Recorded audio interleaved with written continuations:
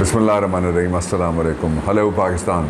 आपके इल्म में है कि किन वजूहात की बिना पे मैं इतना मसरूफ़ रहा कि कभी ट्रैवलिंग है, कभी अदालत है, कभी वकालत है और कभी मुकाबला है और कभी एक क़यामत है जो टूटी हुई है इस वक्त पाकिस्तान के बच्चों के ऊपर, ख़वातीन के ऊपर, घरों के ऊपर।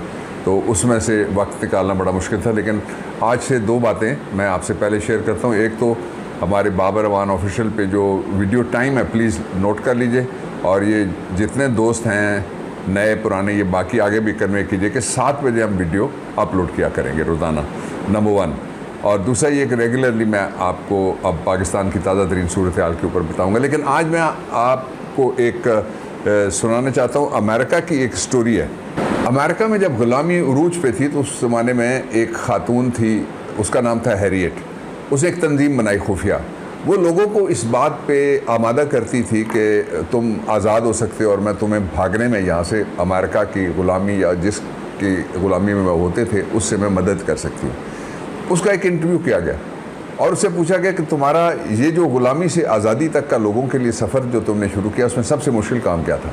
उसने कहा सबसे मुश्किल काम ये था लोगों को इस बात की पहले तरगीब दिलाना और फिर यकीन दिलाना कि तुम ग़ुलामी से आज़ाद हो सकते हो और ग़ुलामी से आज़ादी तक का सफ़र तय कर सकते हो। ये काम हैरियट वाला इस सदी में इमरान ख़ान ने शुरू किया और वो काम जारी है और वो काम इंशाल्लाह बहुत जल्द कामयाब होगा।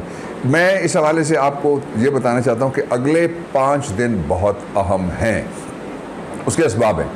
उसके असबाब में से पहला, आपने सदर पाकिस्तान ने जो इंटरवेंशन की है उसका सिंगल पॉइंट एजेंडा ये है कि जो जहाँ कहीं भी कोई गलत काम हुआ है उसकी मज़म्मत की जाए और बड़ी खुल के की जाए।